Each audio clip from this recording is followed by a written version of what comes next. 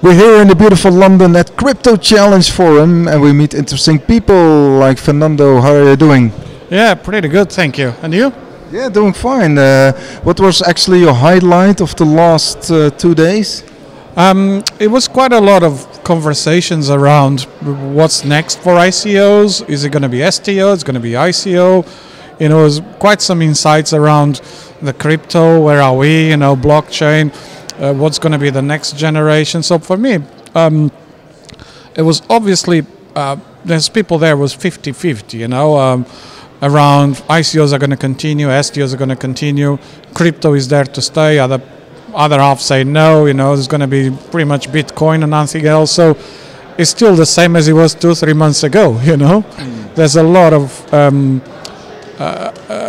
fluctuation in terms of thought process and in terms of what investors want, what the technology is, where it is at the moment. You know, so it's hard for certain people to make decisions. You know, as well. What do you think yourself? What's your vision on the market 2019? So I am quite positive because I think there is a few platforms out there that are bringing confidence back. Some of them I think you probably already heard. Master agreements is about progressive ICOs. Others are getting to sorts of issuing bonds, that type of concept as well.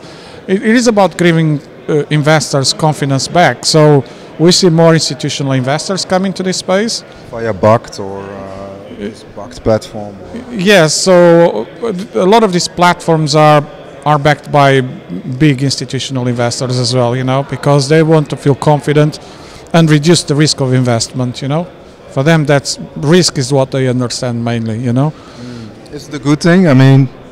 Yeah, absolutely. And I always say to everyone that, you know, you shouldn't fear this and you shouldn't fear regulation, because what history has proven is that regulation brings adoption.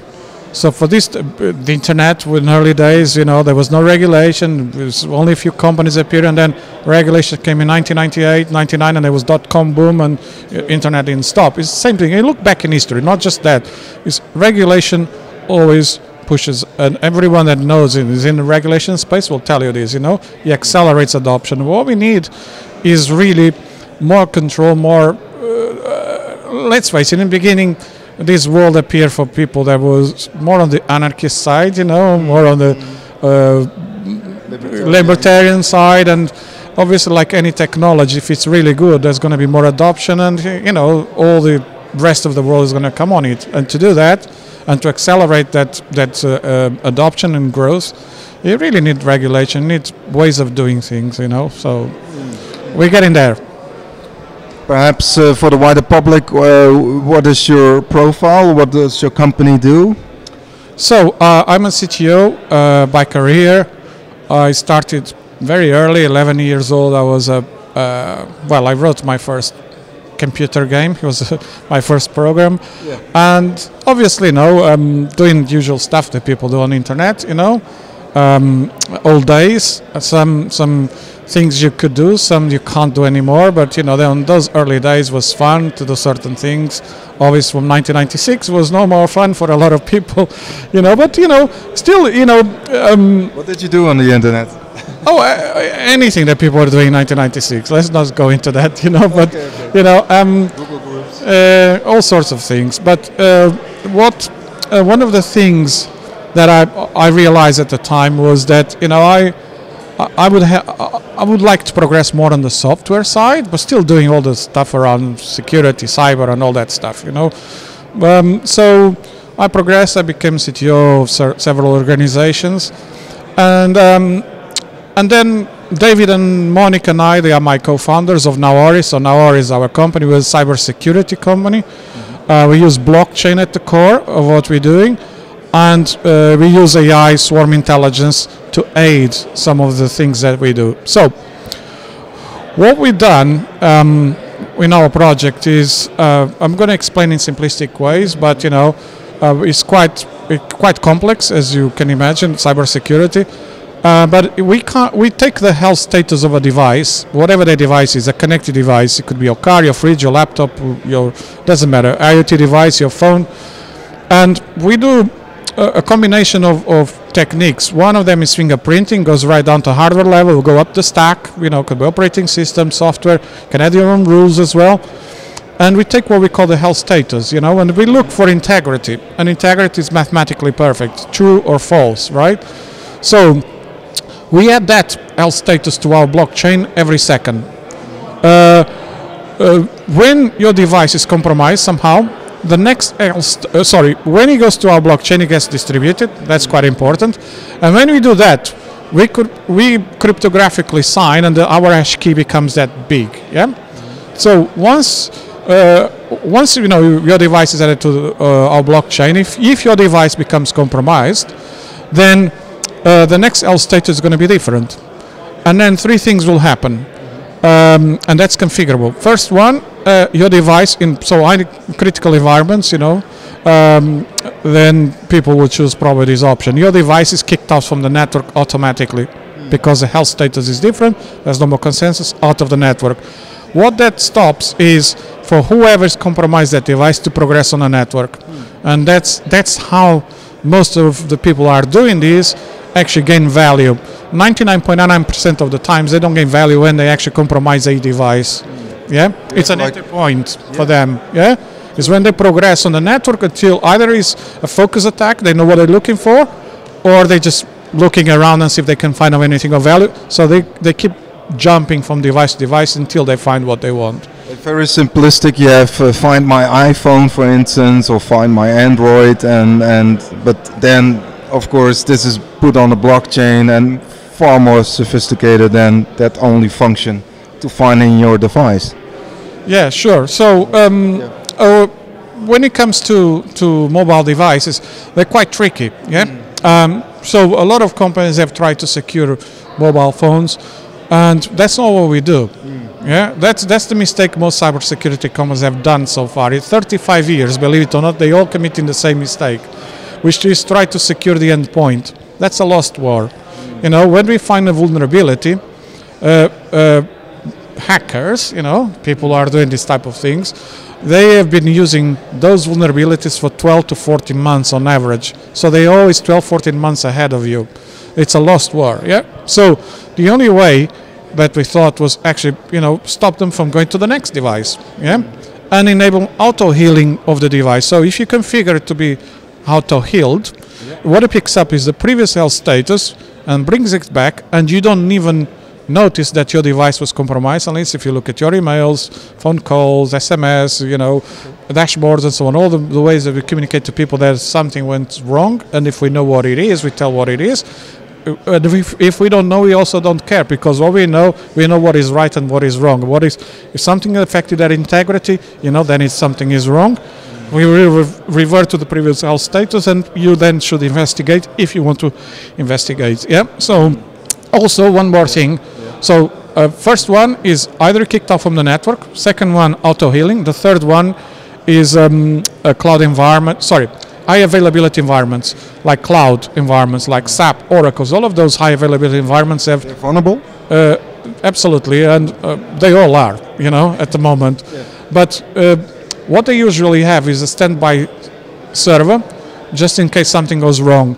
So what we do is the compromised server is taken offline, and that one standby is brought online. There's no disruption of service at all for those type of scenarios. So do you already have some use cases? Do you already have some clients who want to get these? So some clients we can't really reveal, obviously, because they're kind of a high profile, government, military and so on. Obviously, we can talk with the relevant people that want to be our customers and provide reference, but there are customers like Raiffeisen Bank in Vienna, in Austria. So we're doing a proof of concept and looking at SWIFT payment systems, other systems that they have. It's going quite well. So it's actually, sorry to interrupt, but it is actually putting cyber security to the next level. Yeah. So getting our solution on their global bank, and to enable exactly what I said, trying to stop people from moving across on the network and get either to the SWIFT system or another system. And that's the thing that scares the most the banks is the systems that handle the money, you know. Yeah. But I mean, banks invest a lot in IT. I know, like for instance, this Dutch bank ING invested hundreds of millions in IT. But what is the advantage you have against these existing systems, and how do you? Yeah. So the existing systems, obviously, they're not doing the job because everybody is being compromised out there. Yeah. Sure. So our advantage is that, like I said, people that are in this business of compromising networks, they move laterally across the network until they get to the system they want. We are stopping in 1 second from them from moving from one device to the other device. And guarantee. Well, there's no guarantees, obviously, and it would be foolish of me to say there's guarantees because tomorrow some clever scientist managed to crack mathematics of blockchain, you know, comes up with a different concept around cryptography, and that's it. So what we can is their life more difficult exponential billions of times, because now we're talking about mathematics, heavy mathematics. And so I give you an example. For somebody to be able to compromise a device on a bank, they will have to compromise all of devices in that bank, all of devices on the sector side chain that we have, plus all of devices on all the other side chains on our blockchain, all at the same millisecond. That's how difficult it is for them. Yeah. So, and there are things as well that we do, like exfiltration of data. For example, if you're trying to copy data to a USB drive, that action is validated by the blockchain. If you're not authorized to do that, you will not be able. And you can go right down to the hardware level. So you could take, like I said, you know, you have that process of fingerprinting and so on. You could say that Fernando can only do this action on his laptop. So then you have you know the fingerprint from your laptop, from the operating system you have, etc. Plus the rules, and you can actually go granular like that. Only on Mondays between 8 and 9 o'clock in the morning. So you can go as deep as that. All of those rules are distributed, yeah, and then have to be validated by the entire blockchain. When you try to copy the data to your USB, send data by email, by FTP, whatever type of data. And by the way, we can keep a track of all that data. So we're not. This is unique. I mean, this is a really unique feature. Yeah, some people trying to do that in a different way, but what we're doing is all of the actions on a network, you as a company can validate all of that through the power of the consensus of our blockchain. Yeah, so that is the biggest advantage because truly decentralized. We also have an AI. We have AI swarm intelligence that aids on top of that because it's distributed AI. So distributed AI solves a lot of problems where a lot of companies in cybersecurity, some of them quite successful at the moment, but they have a centralized AI, and that's a problem. Anything centralized can be compromised. Our AI is totally distributed, and they communicate with each other in real time on the local network where they are, and without going centrally anywhere. And as a collective intelligence, they look at what's happening in their devices on the network locally and make decisions in real time if the validation should go through another node, for example, on the moon, if there is a node there, you know. So they keep changing without having to go to any decision centrally. So our solution is truly distributed. And last question, I mean, what kind of blockchain are you using actually for your solution, or what kind of DLT? So what we went, it might sound a bit strange to a few people, but there's reasons why we went originally with that. We went with a different concept around Dash. Okay, Dash is truly anonymous, so we kind of bastardize, change quite a bit, make it quite robust. A combination of other few things that, you know, Dash was the core. I cannot reveal, you know, but you know, because we have the concepts of side chains, yeah, so we can very easily get EOS as a side chain. We can very easily move our stuff to EOS as well, you know, when some of the problems are solved, you know. One chain, it doesn't matter, you know. So for us, we kind of can on board, and we can very easily move to another blockchain. So why Dash? Truly anonymous was something that was, remember, at the moment, there is.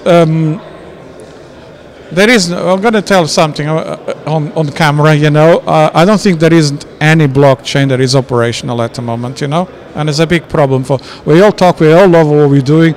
We all are here, to try to change the world in many different ways. But there's no truly blockchain that is really operational at the moment.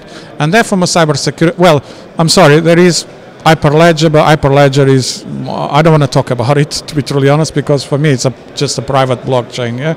So is it good? I abstain myself from answering that question. I have strong views about certain type of technologies. Some are good, some are not bad. Obviously, IBM is gaining a lot of traction, but it's operational. They can do it, and they're getting a lot of traction now.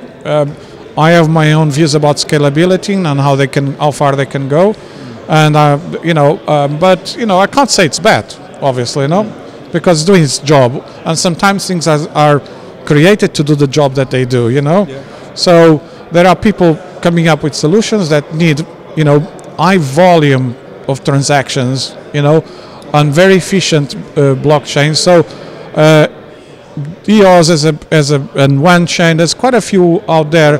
They are, exactly, Stellar. They're all being still developed, and that's a problem. And get a cybersecurity solution on something that we don't have control is a problem, Sure. It's a very big problem. So we make a conscious decision at this stage to have control, but also to enable other blockchains to come as side chains and expand the ecosystem. Right. Great story, Fernando. Thanks you very much. Do you have any favorite cryptocurrencies to round up our conversation? Well, I've seen it all happen since 2011, 2010, 2011. David goes back. David, my co-founder, goes back to 3 months after the Satoshi paper was released. But there's one thing that I don't like. Yeah, it's people calling cryptocurrency to something that is not crypto, it's not decentralized, it's not blockchain.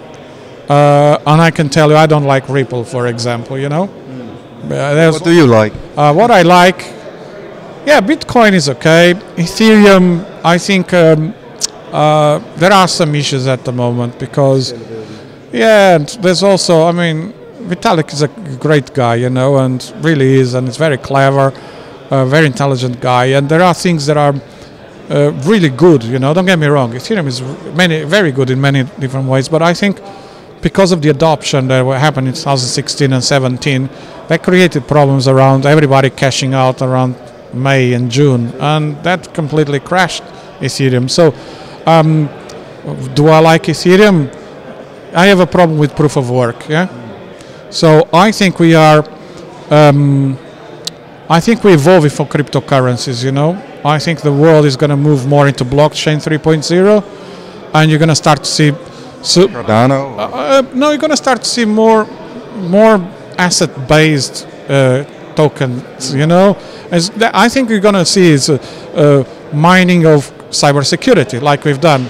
So with our solution, not only protecting your own environments, but if you configure it to be a validator, you are generating tokens as well. And there's no technology in the world that does that at the moment. So you're giving value back while you are protecting as well. So whoever onboards our technology solution will be able to get a return as well. And so what you will see, what I see the world going to, is I truly believe DPoS, in the way that we've implemented at Noaris, is the future of blockchain. It's going to be blockchain 3.0. It's going to be you're going to see mining cybersecurity, mining advertising, you name it. It's going to be all different type of blockchains, but dedicated at doing what they are supposed to do with their own blockchains. So I'm still to hear from someone who's going to create a white label blockchain, if you know what I mean, so that you can pick up, you take it, adopt it, and you can actually give you have block producers on your blockchain, you have validators like we've done at Noaris with cybersecurity. So I see the world moving more into that and less of cryptocurrencies. I see the world as going national, countries to have their own national crypto, and I'll see Bitcoin staying there for a long, long time. I have no doubt about that. Thank you very much, Fernando. Thank you. For your time and interesting insights. Thank you very much.